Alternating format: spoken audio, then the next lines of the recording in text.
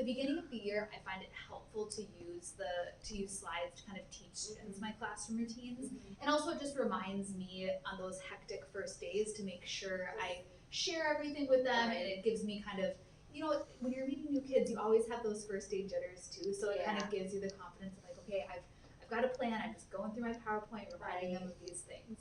And so these are the slides that I used this year, and I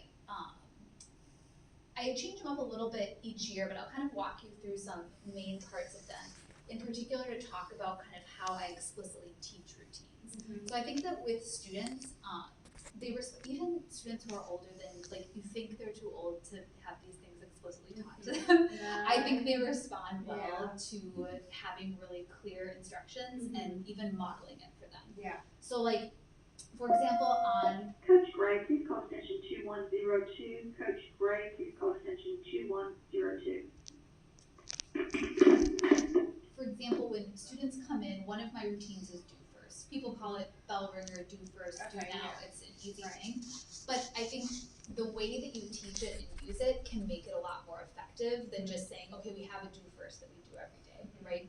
And so with do first, I like to kind of use it as my opportunity to kind of start the year off really nice and calm and set some expectations. So I use a do first each year. Brian Kennedy, please call extension 2080. Brian Kennedy, please call 2080.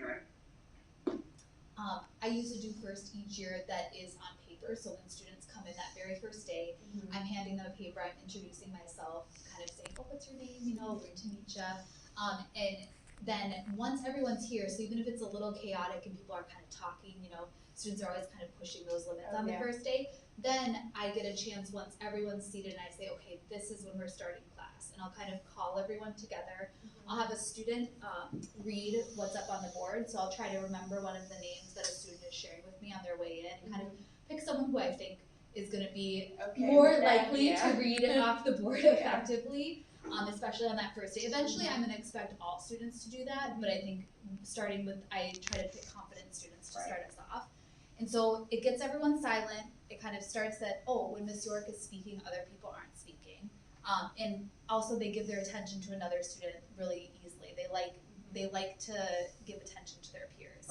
And so I'll have them read through the first slide, and then really it's kind of about, I make sure to, when I set that expectation, hold it for them. So if a student is talking, I'll be using circulation, right? I'll be using active management to check in on them, be like, oh, did you have a question about this? You know, like kind of positive reframing, but kind of making that beginning of class really smooth from the beginning. And so I just try to, I feel like with each of my routines, I try to do a similar thing like that, where I'm explicitly teaching it, we're going through it, we're practicing it. So I taught the do first routine. A student read the instructions so they could hear them, and then we did it, right? And then with the last thing is just repetition, right? So that's kind of just one example, kind of to start out class. Any questions about that, or like? No, so you would literally just get them to read off of that slide while the other kids, are they like doing that? So that's a great question. So I am big on with getting focus when we're talking together. So I would, I guess as an example, I would say, okay, I use like a countdown method. So when everyone's kind of talking, I'm waiting to get their attention. I'd say, I need everyone's voices off and their eyes up here in 5, 4, 3, 2, 1, 0. And then when there's 2 kids in the back who are still talking, I like them smiling, I look at them and say, oh, we're waiting on 2 people. Thank you, we're waiting on 1 person. And then maybe I'll start thanking kids who are quiet, like if I remember their names from when they came in. And then once everyone is silent, I will not speak until everyone is silent. Then I will speak, introduce myself, say it's great to see you all, and we're going to get started with this do first today. Can I have... Attention teachers, grades have not been stored. Yet again, grades have not been stored. Please hold off printing your grade verifications until another announcement has been made. Thank you. So that's kind of how I get started and kind of set the tone. And then throughout that first day, I'm kind of doing similar things where I'm calling on students to read the board, like trying to get their voice to be part of the classroom right away. And then also, I try not to do too much. I try to make it a combination of me talking that first day, but also them getting to know each other. Right. So I'll first go over and I'll introduce kind of how we come into class. So that's my next procedure. So I'll share with them kind of, we have that table by the door, it's all taken down now, but usually that's my like student center. So I have like a pencil sharpener, extra pencils, and then I have a bin where all of their handouts are. So when they come into class, they get in the routine of grabbing whatever they need to start class, so when we start, they're ready to go. Right. And so right after we do the do first, and usually I'll have some students, maybe I'll share some great writing that I saw from students, or I'll do a turn and talk where they'll share with their partner, because part of my do first is that they rank themselves on a scale of how important they believe failure is to learning. And so we might turn and talk about that. I might just have them share a number, something really easy that's really low risk for them to share. And so after we do that, then I'll go and I'll teach just coming into the class, right? And so first I'll walk through it, and then for a 9th grade or 10th grade class, I would probably have a student model it. So I'd probably say, okay, I would like you to come up and show me what we just did. Can you show us? And then we'll kind of give a critique. Maybe is there anything they missed, anything that they forgot? Yeah. Right? Oh, they don't have a pencil, right? And so They love to right, exactly. Right. And so that can be a good, I think some students need to see those Yeah. things, and so modeling can be helpful with teaching those procedures too.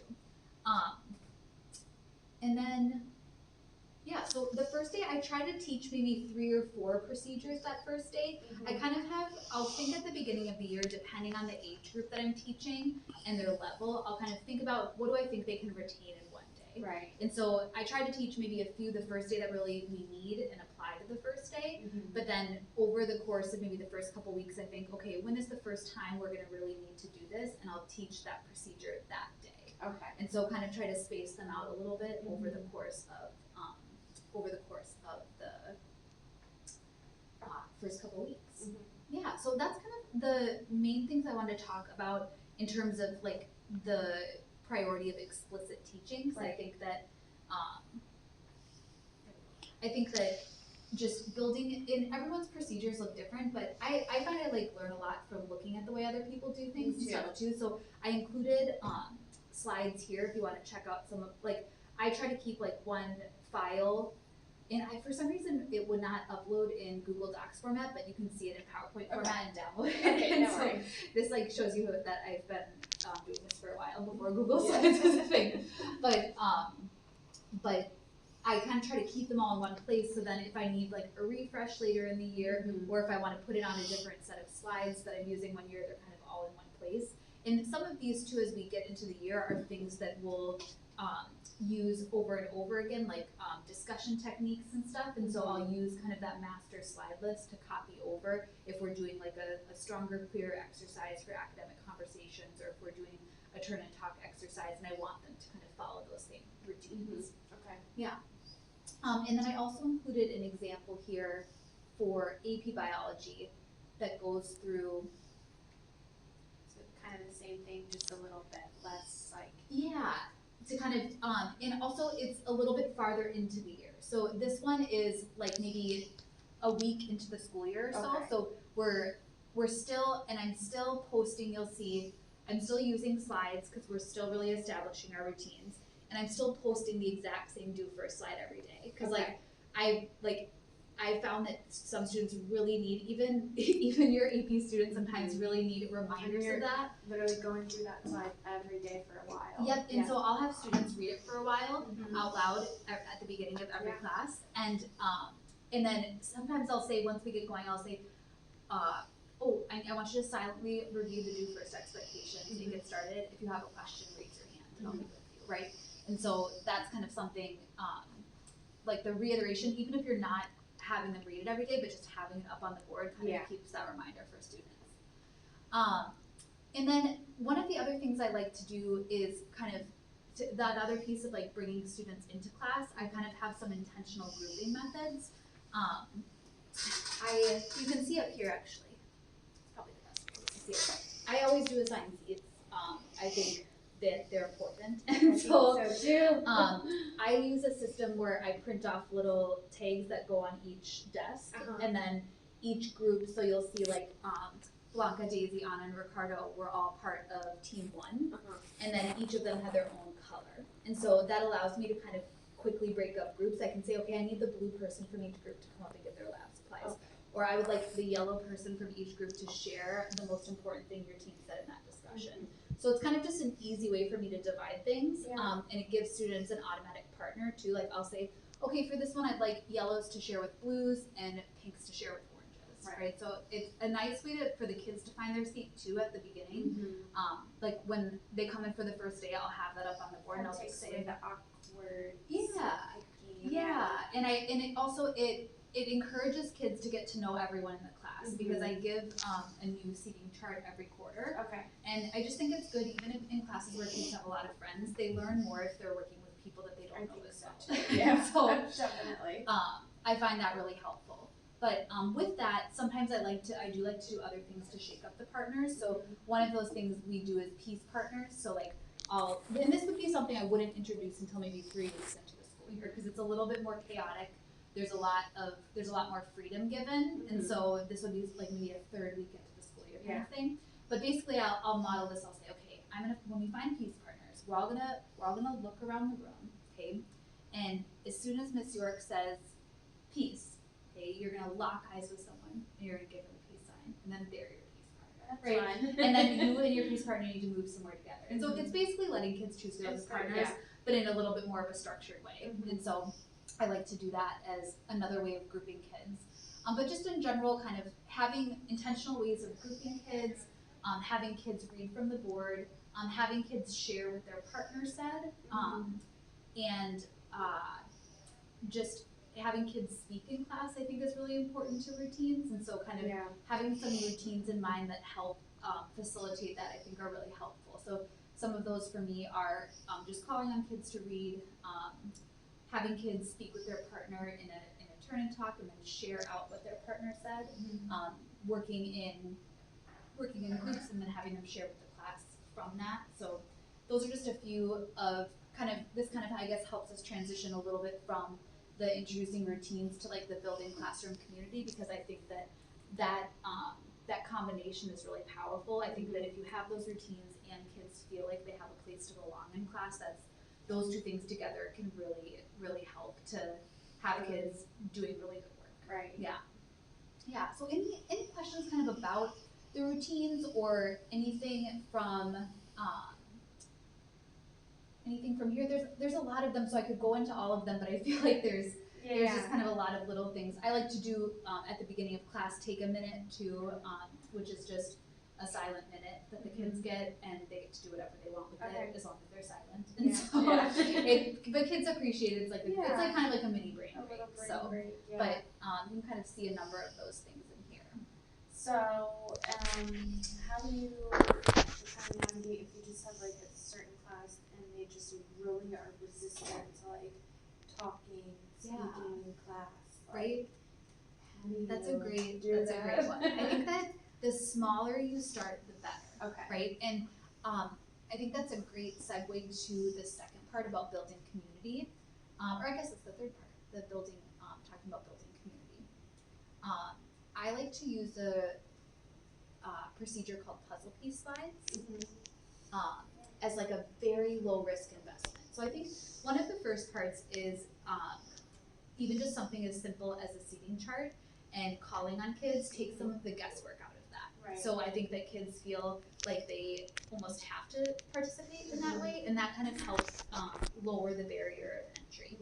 And then also at the beginning of the year, I try to have really low risk ways for students to share and interact, and I kind of have a non opt out policy, right? And so I'll wait, even if someone is a little quiet, I'll say, hey, can you say that again twice as loud? So everybody kind of gets practice speaking and builds up that muscle.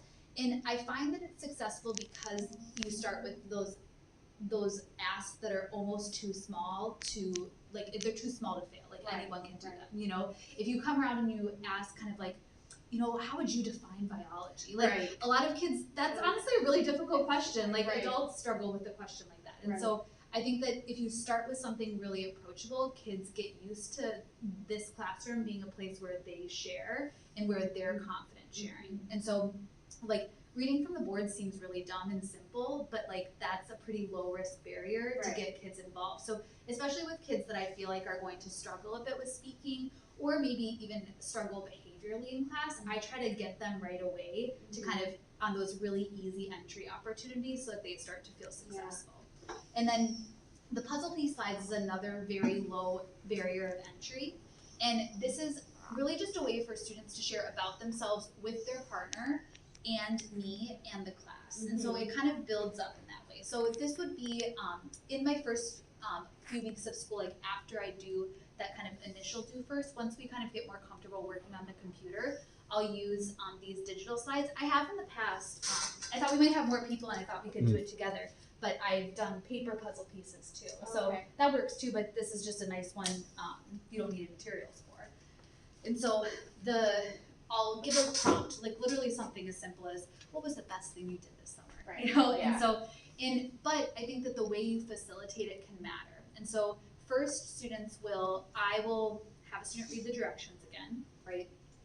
Again, it's a do first, so it's gonna be silent and independent, and I expect them to create a slide, and I give them an exemplar, so showing them this is the slide that I created that responds to that, and then they also meet a little bit about me, and through this process learn a little bit about me as their teacher. And I like to tell them we are gonna share these with the partner afterwards. And so first we have some work time, then I would do side-by-side partners within a team. So I'd say, okay, I want you to turn your computer, make sure your partner can see it. I want you to share what you said and the picture you put on there and why you put it on there. So then we share with partners. And then I would say, when I'm prompting that or when I'm giving those instructions, I would say, make sure you're listening to your partner, because afterwards I'm gonna ask you what your partner said and I'm gonna expect you to share that. So then there's kind of this expectation that I actually need to pay attention to what my partner's saying. And also I also need to, if I'm a sharer, this other person's kind of counting on me, right? So I need to share what's going on here. I like that. And talking about somebody else is less threat to you. Totally. Exactly. So then I'll call on a few people, and so this is, at this point too, they've gotten to talk with a person one-on-one, so it's less scary, right? They already said something out loud in class, right? And they've already practiced, and they have their partner's computer in front of them. And so then I'll keep it short, like literally I'll say you have 30 seconds to share with their partner. I usually give them like even less than that, they don't really need it, but I'll just be kind of listening for when the talk dies down. And then when it's quiet again, I'll say, okay, I'm gonna call on 5 people to share what their partner said. And if your partner, feel free to turn your computer to help your partner if they forgot what you shared, right? So just making it, there's no way we can't be successful there, right? And so then I'll call on a few people and they'll share. As the year gets going, I'll also use a technique where I let students call on each other, and they love doing that. And so I'll say, like Sarah, pick who shares next, and then I'll look around and that also kind of keeps students on their toes, because I think we as teachers, even when we try not to, we can tend to call on similar students. And so if the students are calling on each other, literally anybody could call. And so then it's like, oh shoot, I need to be paying attention here. And so we'll share that. And I think it's 2 parts. It helps students practice their sharing and feel successful. And it also like makes them feel like other people know things about them and they know things about other people. They get to know the names of other people in their class. And I think that this is one of those routines that kind of does a lot and helps out a lot. I had like a student not know one of their classmates like just a couple weeks ago. Yeah. Oh my gosh. Well, because I think it's really easy we get caught up in things and we're teaching a lot, and so it's like, if we're trying to just get through a lot of things, how often are students really talking to each other, you know, and they're talking to people that they don't know, it can really add up. So, that it also makes me think too, one of the things that I like to do, that maybe isn't explicitly said here, is rephrasing directions. So if I was leading this maybe on the second week of school, and I was anytime about to set students free for some independent work time. So it could be independent I'm just working by myself, or if we're about to do a partner or group activity, I might call on someone to restate the directions I just said. So I'd be like, I'd be like, okay, wait, can you remind us, what are we gonna do with our partners for this 1 minute? And if he doesn't say it correctly, we'll redo it. So we'll say, oh, pick someone else to help us out, you missed 2 things, right?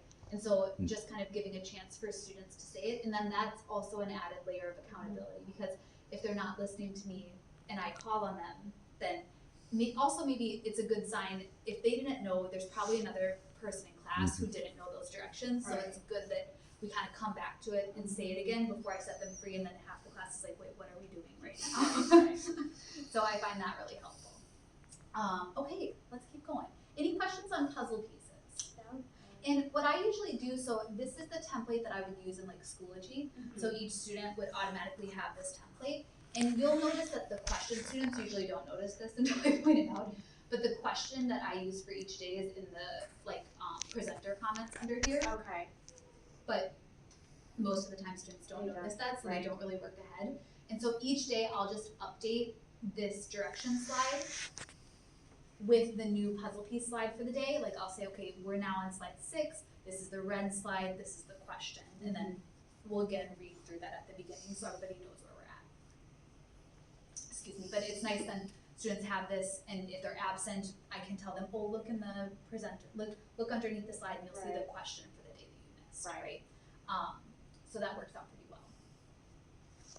So that's one way that I would say I like to build classroom community at the beginning of the year. Another part, and we can see a little bit how I introduce this. This is the main activity I do on the first day of school. I introduce routines, but then, and I talk a little bit about myself, but then the most important, I always tell students, the main way we're gonna spend our time, the most important thing we're doing today is getting to know each other, because we won't learn in class if we don't have a strong team to support us. And so I do something called a commonality chart, where I use these big team-sized whiteboards that I have. They're like 2 feet by 2 feet. You can even do it with paper though. It would totally work on just if you tear off like butcher paper, like the whatever we use on the bulletin boards to cover it. Yeah. And it's really a way for students to get to know the people in their 4-person team. And so I kind of, the slides here kind of walk you through how I set up the commonality chart. And if I'm worried, well, actually I give this every year. So any students who I'm thinking they might need some help, even just discussing this with their team, I put some sentence starters on the board to like help them with that discussion. Yeah, sometimes they need that. They need it, they sometimes need that. And so I'll go through and I'll kind of introduce that activity. And then what they end up producing is a chart where they basically are finding 1 or 2 things they have in common with every person on their team. So like for example here where Teddy and Parker overlap, they have in common they have moving something with pets, right? I can't read it because my eyesight is too bad. And mine But too. but in each box they would find something that they have in common. And I also try to make it, I'm like, guys, this is gonna be really boring if everyone says their favorite food is Chick-fil-A, right? Like go a little deeper, right? If everybody is saying something super basic, this isn't gonna be really interesting when you present your team's board. And so they'll create these boards, and this honestly usually takes like 20 minutes because students on the first day are a little bit shy, and so there might be some silence in some teams for a little while. Usually one student will step up and kind of be like, okay, well we have to draw this the way Ms. York shows how to draw it, because I'll model on the front like how to create this board. And I'll usually pick one team and I'll use their names as an example, and I'll create their kind of format for them. And then after those 20 minutes, students are expected to present their board. So this is actually one that was created last year when I was teaching middle school. So even my middle school students were able to do this on the first day. And so there's accountability there again, because students know that they're presenting this board to the class when they're done, right? And I also tell them I won't tell you which teammate is presenting until we're done with the board, right? And so everybody needs to be paying attention to what's happening. And so they create the board, and then again, it's a pretty low risk presentation because they're literally reading off the board what they've got here in front of them. And I make their whole team stand up with them. So like they're not there alone. They're not there alone. They've got the support of their team. And so we'll go through and each team will share, and depending on how much time I have left in the first day, like if we have plenty of time, I'll have them present the whole board. If we're running short, I'm gonna say, I want you to present the 2 most interesting things you found that you had in common. right? And then we'll go around class, and I usually do 6 teams of 4, but some classes are bigger, some classes are smaller, and we'll have each team present. And I'll kind of go through that routine also. So that is kind of probably my third important routine that I teach on the first day is how we do whiteboard presentations, because we'll actually use this exact same process. The first day we're doing it for something super basic and easy, right? Like we're just saying things we have in common. Right. But we'll eventually be using this exact same process where I give out the whiteboard, we work together on it, we present our ideas for like complicated things like case studies or interpreting lab results or looking at data. And so we want to like get this routine down in a way that's pretty easy before we have to do something more difficult with it. And I find that students really like this. Like most of the first day they're sitting, and so it's like they like to do something where they're talking, where they're interacting, and that's not just sitting and reading a syllabus. Right. Yeah. Right. And so this has generally been a pretty effective one for me, and I think it gives students kind of an idea too that like of what the rest of the year is going to be like, how this class is going to work. So, yeah. Any questions on the commonality charts? No, I like that. So Yeah. do you, like, obviously you have the syllabus, is this kind of like take the place of that? Yeah, so I I like give that out the much syllabus, better. but I just don't find that students get anything out of me No. reading it in class. Like, Yeah. I don't find syllabi at the high school level very useful. And so Right. they need to be given out. They're a reference material, Totally. but us reading them in class is not an effective use of our Yeah. time. And so I think that the important parts of the syllabus, if students are listening and participating in the first few days, the first 2 weeks of school, they will learn that by me teaching them the routines, and then they have the syllabus as reference. And then I give it as homework. So they like, and depending on the level, I'll say you need to come with like 5 circled questions or 10 highlighted key points from the syllabus, and then the next day I'll take questions about things that kids don't understand. Right. But I just don't find reading through it very useful.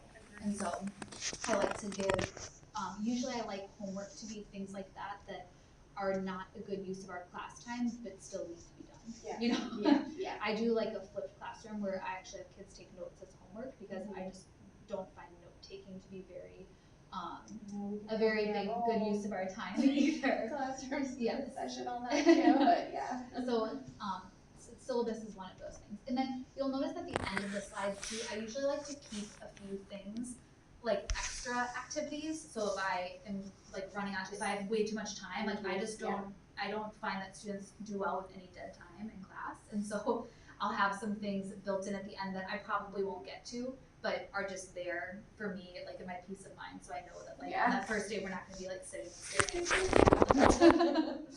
So those are kind of 2 of the priorities that I wanted to share about with just whatever your routines are, explicitly teaching them and reinforcing them, and then also like kind of partnering that hand in hand with building classroom.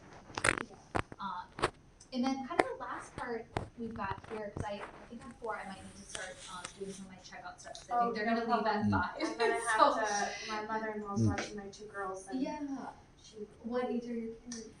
16 months and 3 years Oh old. my gosh. Yeah. Oh my gosh. Especially at this age. Yeah. Like, they know when you're not being authentic. And so it's like, I think teacher. I think it's cool to try things and it's okay to fail on things. Yeah. I think kids give you a license for that as long as you're honest with them. You know, I think it's really important that we apologize to kids when we make mistakes and own up to that, because I think kids respect that as long as we're being 100 with them. Oh yeah, you know? I had a couple lessons. I was like, we're just gonna have to do this. Right, and that's okay. Right? It's really bad. Honestly, I think if you're doing good teaching, you should make mistakes because otherwise you're not trying things that are innovative. Right. So, maybe just the last thing was kind of, I feel like in everybody's things that are really important in their classroom are different.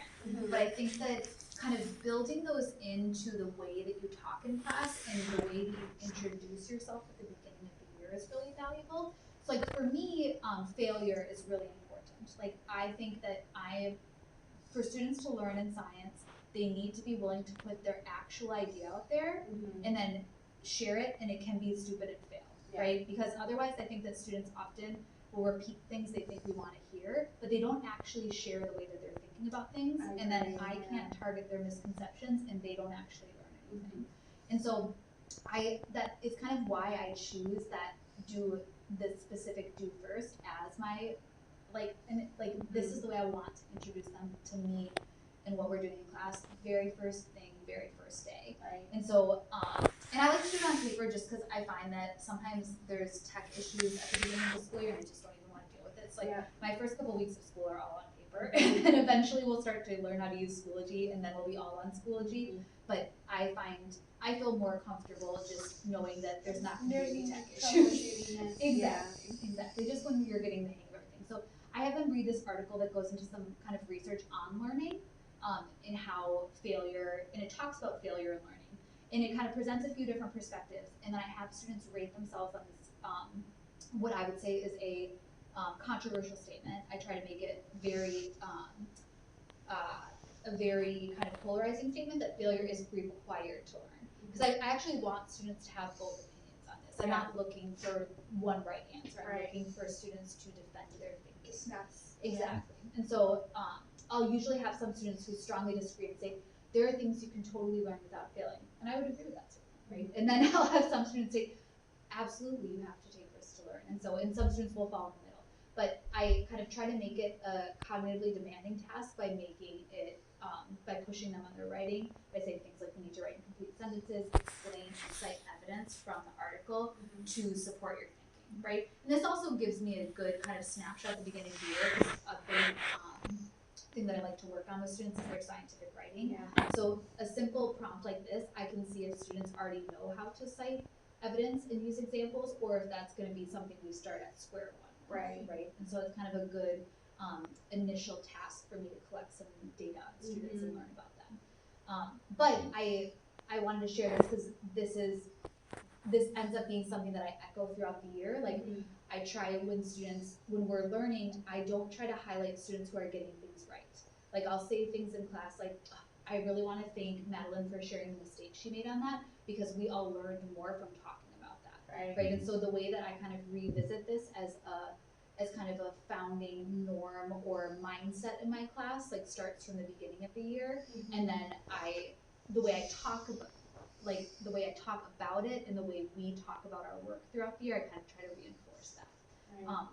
But norms can be different, and I've also done some norm setting that is guided by students, and I haven't done this in the last couple years, just as I've been settling into Richmond. I haven't had time to really set this up, but this is something that I did with my physics students that I taught in Minnesota, where I was really focusing on academic discussion that year, and so I did an exercise with them where they set the norms for like what they wanted that to look like in class and like what was a priority to them, and then I just typed up they wrote it on just paper, but then I made it on like a little Canva poster, and I like actually ordered the fancy poster, and when it came, they're like, wow, that's what we made. I'm like, yeah, that's your norms. Like they were all excited about that.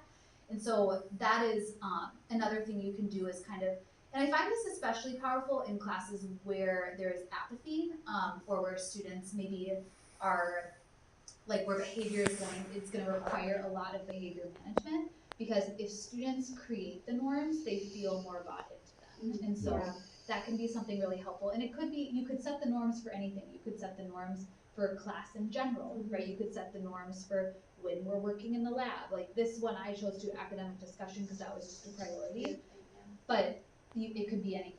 And I find that when you make it into like the poster, they just get so excited about it. It like cost me $3 on Canva to order this, but they were like so excited about it. And you could even have one of your creative students make it. Like design, you could say like, oh, I want you to put these on Canva, whoever is his best will vote, and then we'll get it made into a good poster.